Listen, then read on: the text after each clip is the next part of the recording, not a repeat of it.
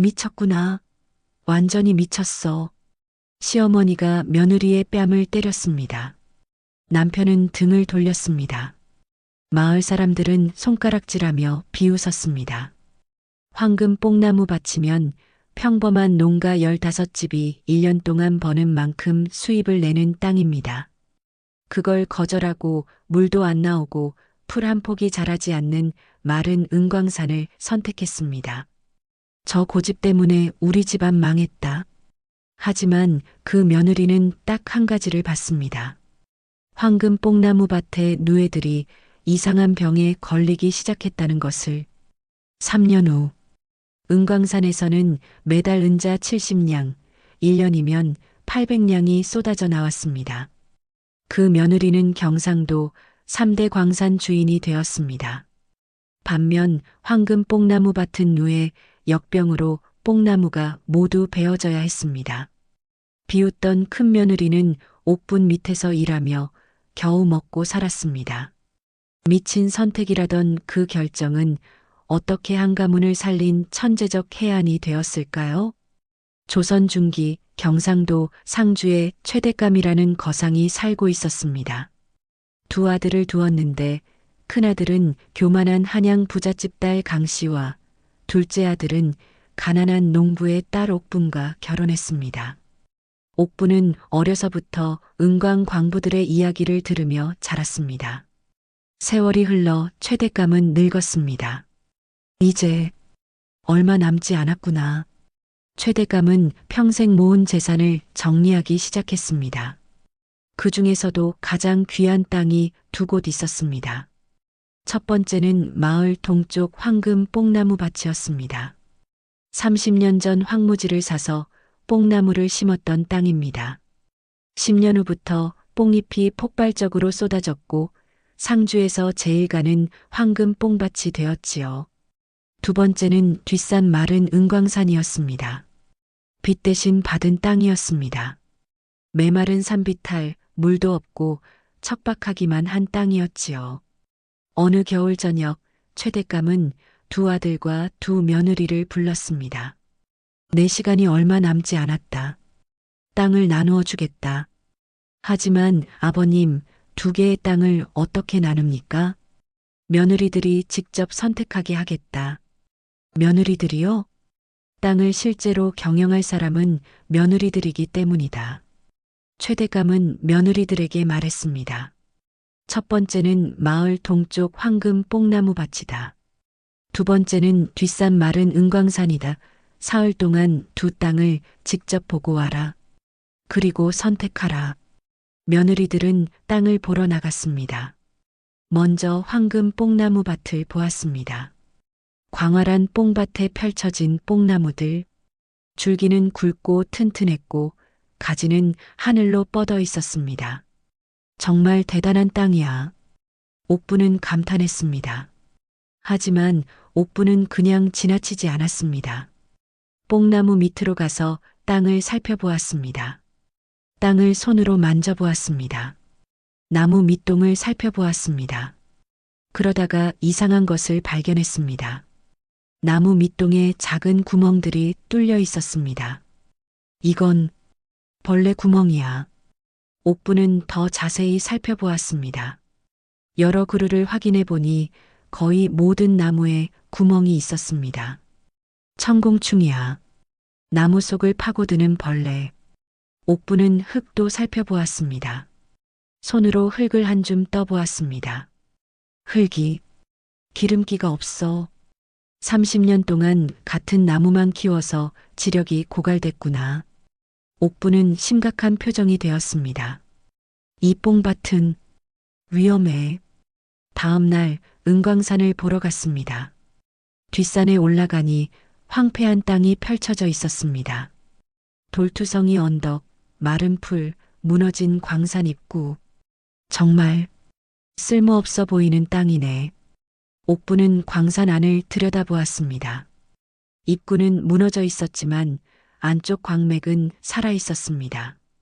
물만 있다면 이 광산을 살릴 수 있을 텐데.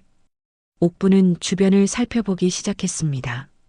산비탈을 내려가고 계곡을 따라갔지만 물은 없었습니다. 열흘째 되던 날 옥부는 이상한 것을 발견했습니다. 광산에서 조금 떨어진 움푹한 곳에 부들과 미나리 같은 물가 식물이 자라고 있었던 것입니다. 저 풀들은 물이 있어야 자라는데? 옥부는 그 자리를 자세히 살펴보았습니다. 땅을 손으로 만져보니 다른 곳보다 축축했습니다. 땅 속에 물이 있어. 옥부는 삽을 가져와 그 자리를 파기 시작했습니다. 한 자, 두 자, 세 자. 땅을 깊이 파내자 갑자기 촉촉한 흙에서 물이 스며 나오기 시작했습니다. 수맥이야. 땅 속에 숨겨진 수맥이 있었어. 옥부는 더 깊이 팠습니다. 마침내 맑은 지하수가 콸콸 솟아났습니다. 옥부는 기뻐서 눈물을 흘렸습니다. 이 물을 광산까지 끌어올려야 해. 옥부는 친정에서 본 것을 떠올렸습니다. 광부들이 대나무로 물길을 만들던 것을요. 대나무를 이어붙이면 할 수 있어. 이 광산은 보물이야. 옥부는 확신했습니다. 황금 뽕밭은 겉만 번지르르 하고 속은 병들었어. 하지만 이 은광산은 겉은 초라해도 속에 보물이 숨어 있어. 옥부는 결심했습니다. 나는 은광산을 선택하겠어. 사흘 후 최대감 앞에 며느리들이 섰습니다. 먼저 큰 며느리가 말하라. 강 씨가 자신 있게 나섰습니다. 저는 황금 뽕나무 밭을 선택하겠습니다. 이유는 뽕나무가 30년이나 되었고 수확도 좋고 누구나 탐내는 땅입니다. 최대감은 고개를 끄덕였습니다. 그럼 둘째 며느리는? 옥분이 천천히 입을 열었습니다. 저는 뒷산 은광산을 선택하겠습니다. 순간 방 안이 조용해졌습니다. 뭐라고? 시어머니가 벌떡 일어났습니다. 미쳤구나. 완전히 미쳤어. 시어머니가 옥분의 뺨을 때렸습니다. 짝! 은광산이라고? 돌투성이 황무지를, 물도 안 나오는 그 땅을? 어머님, 저는. 닥쳐. 내가 무슨 생각으로 그런 선택을 했는지 모르겠지만 이건 우리 집안을 망치는 짓이야. 남편 최준도 얼굴이 창백했습니다. 당신, 왜 그런 선택을 했소? 여보, 형님 댁은 황금 뽕밭을 받았소. 그런데 우린 쓸모없는 은광산을.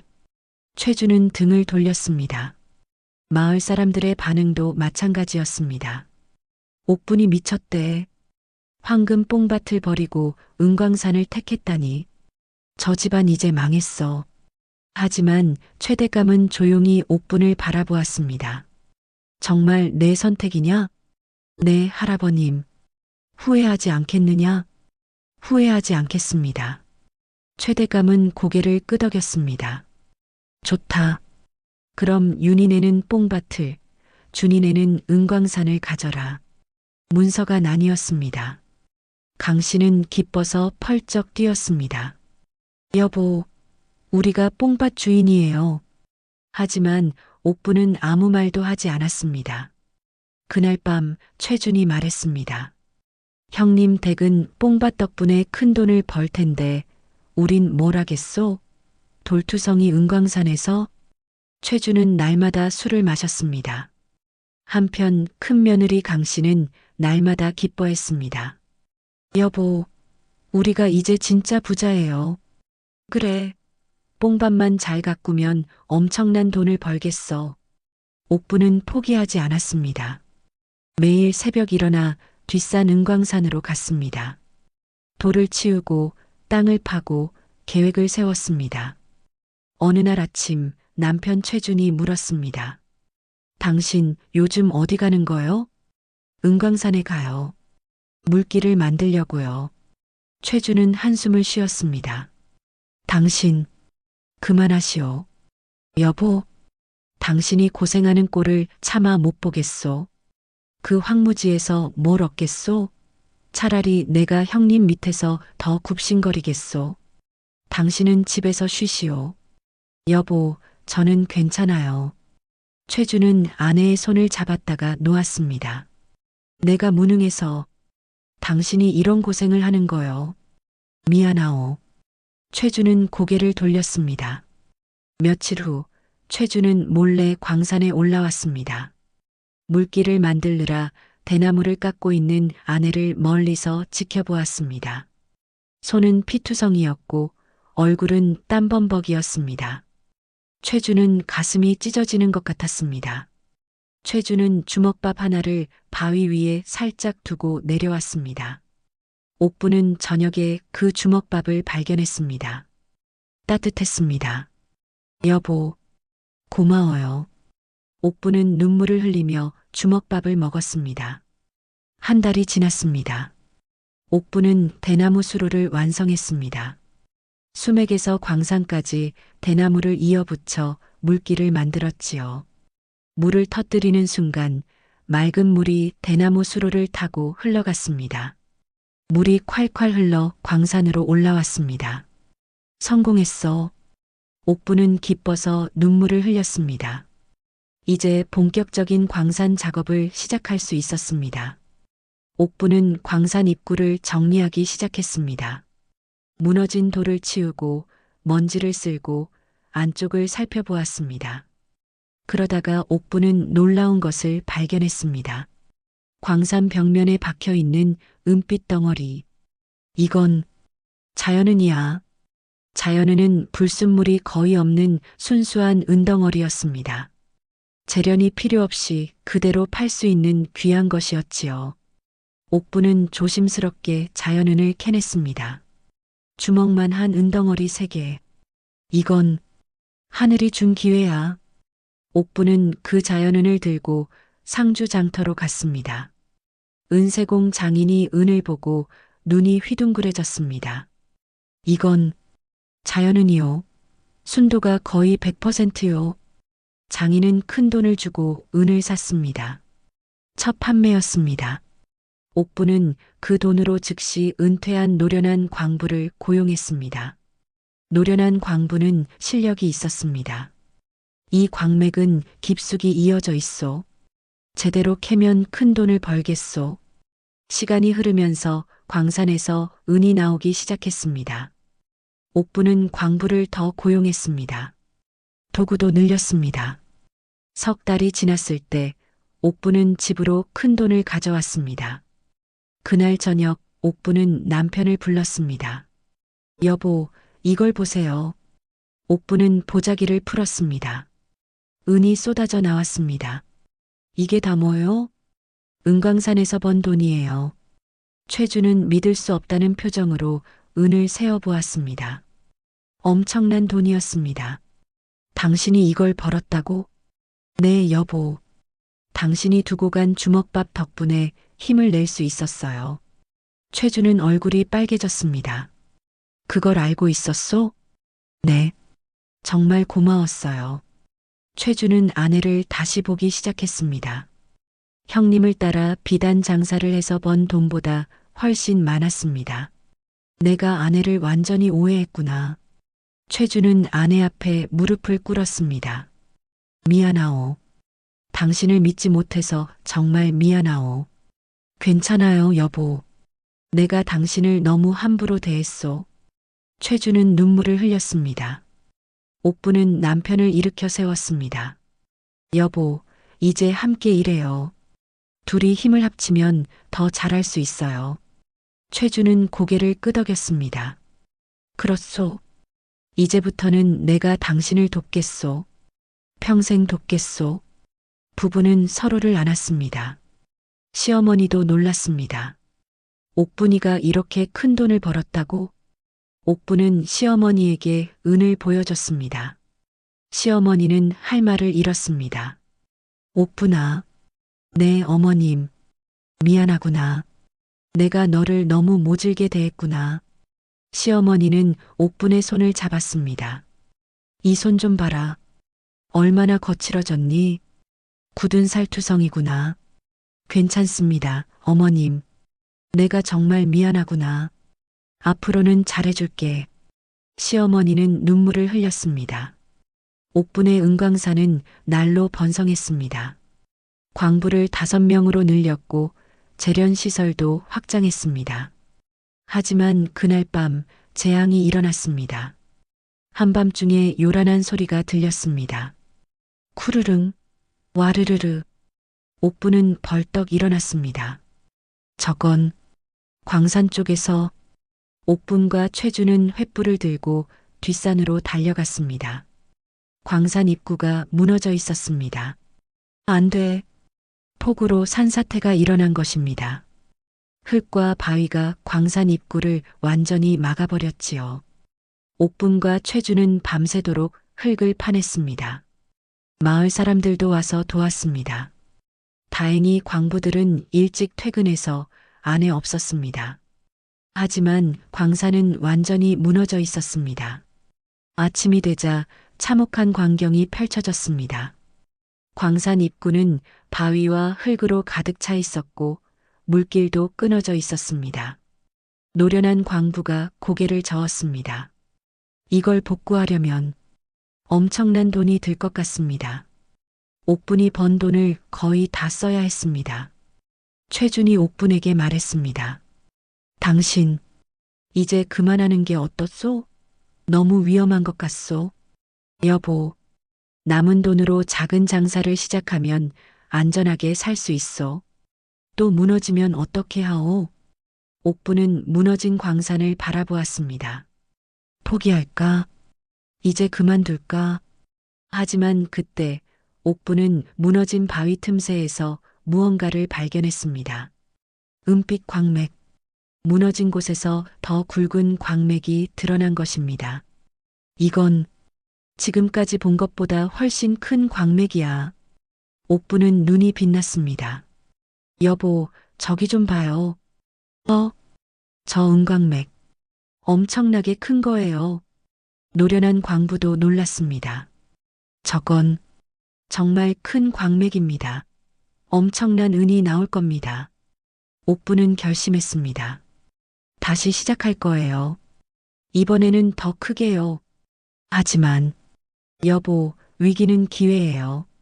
지금 포기하면 평생 후회할 거예요. 최주는 아내의 눈빛을 보았습니다. 타오르는 불꽃 같았습니다. 알았소. 내가 돕겠소. 함께 하겠소. 부부는 다시 시작했습니다. 가진 돈을 모두 광산 복구에 쏟아부었습니다. 한 달이 지나자 광산이 다시 열렸습니다. 그리고 옥분의 예상이 맞았습니다.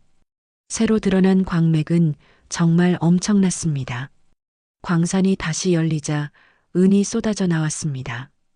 이전보다 훨씬 많았습니다. 하지만 옥분은 서두르지 않았습니다. 여보, 천천히 가요. 안전하게 가요. 광산을 더 튼튼하게 보강했습니다. 기둥을 세우고 배수로를 만들고 안전장치를 갖췄습니다. 시간이 흐르면서 은광산은 점점 커졌습니다. 광부가 2명에서 5명으로, 5명에서 10명으로 늘어났습니다. 어느 날 옥부는 생애 첫 은계를 찍었습니다. 도가니에서 은을 부어 틀에 찍는 순간 옥부는 눈물을 흘렸습니다. 드디어 해냈어. 그 은계를 들고 상주 장터로 갔을 때 상인들이 줄을 섰습니다. 저한테 파세요. 아니요, 저한테. 한양에서 은세공 장인들이 찾아왔습니다. 조선의 은광이 이렇게 좋은 줄 몰랐군. 계속 공급해 주시오. 옥부는 또 새 기둥을 세웠습니다. 튼튼한 소나무 기둥을 광산 입구에 세우며 다짐했습니다. 다시는 무너지지 않게. 작은 오두막 같던 작업장이 큰 건물로 바뀌었습니다. 3년이 지났을 때 옥부는 경상도에서 손꼽히는 은광 사업가가 되어 있었습니다. 한편 큰 며느리 강신의 황금 뽕나무 밭에는 재앙이 시작되고 있었습니다. 그의 봄은 유난히 따뜻하고 가뭄이 계속되었습니다. 뽕나무에 잎이 나야 할 시기 이상한 일이 벌어졌습니다. 잎에 구멍이 뚫리기 시작한 것입니다. 농부들이 나무를 살펴보더니 고개를 저었습니다. 천공충입니다. 올해처럼 따뜻하고 건조하면 폭발적으로 번식합니다. 게다가 땅도 지쳐 있어서 최유는 약을 샀지만 소용없었습니다. 여름이 되자 뽕나무 잎이 모조리 떨어졌습니다. 작년부터 조짐은 있었지만 올해 이상 기후가 겹치면서 병이 폭발한 것입니다. 강 씨는 누에를 보살피려 했지만 이미 늦었습니다. 누에들이 하얗게 죽어 있었습니다. 뽕잎이 없어 굶어 죽은 것이었지요. 강 씨는 무릎을 꿇고 울부짖었습니다. 안 돼. 우리 누에들이. 가을 뽕나무 전부가 말라 죽었습니다. 강 씨는 시아버지에게 매달렸지만 최대감은 냉정했습니다. 내가 선택한 땅이다. 내가 책임져라. 최유는 큰 빚을 얻었지만 땅은 살아나지 않았습니다. 집안의 물건을 팔고 밭까지 팔아도 빚이 남았습니다. 화려했던 큰 며느리 강 씨는 초라한 모습이 되어버렸습니다. 소문은 상주 전체로 퍼졌습니다. 3년이 흘렀습니다. 어느 봄날 최대감이 옥분을 불렀습니다. 옥분아, 나를 뒷산 은광산으로 데려가 주겠느냐? 옥분은 가마를 준비해서 최대감을 모시고 뒷산으로 올라갔습니다. 은광산에 도착하자 최대감은 놀랐습니다. 튼튼한 기둥이 세워진 광산 입구, 맑은 물이 흐르는 대나무수로 질서정연하게 일하는 광부지. 이게 그때 그 황무지란 말이냐? 네, 할아버님. 최대감은 광산을 천천히 둘러보았습니다. 옥분아. 네, 할아버님. 최대감은 옥분의 손을 잡았습니다. 내가 처음부터 내 선택을 믿었다면 거짓말이겠지. 할아버님, 솔직히 말하면 나도 걱정했다. 내가 미친 짓을 한 게 아닌가 싶었지. 하지만 최대감은 광산을 바라보았습니다. 내가 본 것은 겉이 아니라 속이었구나. 모두가 황무지라 했지만 너는 보물을 봤구나. 감사합니다, 할아버님. 아니다. 내가 고맙다. 내가 우리 가문을 살렸다. 최대감은 눈물을 흘렸습니다. 옥분아, 이제 가문의 모든 재산을 내게 맡기겠다. 내가 이 집안의 진짜 기둥이다. 옥분의 은광 사업은 상주를 넘어 한양까지 퍼져나갔습니다. 10년이 흘렀습니다. 옥분은 경상도 3대 거상이 되었습니다. 은광산 사업으로 시작해 비단, 곡물, 도자기까지 거래했습니다. 마을에 서당을 세우고 가난한 아이들을 가르쳤습니다. 마을 사람들은 옥분을 존경했습니다. 최대감은 편히 세상을 떠났습니다. 내 선택이 우리 가문을 살렸다.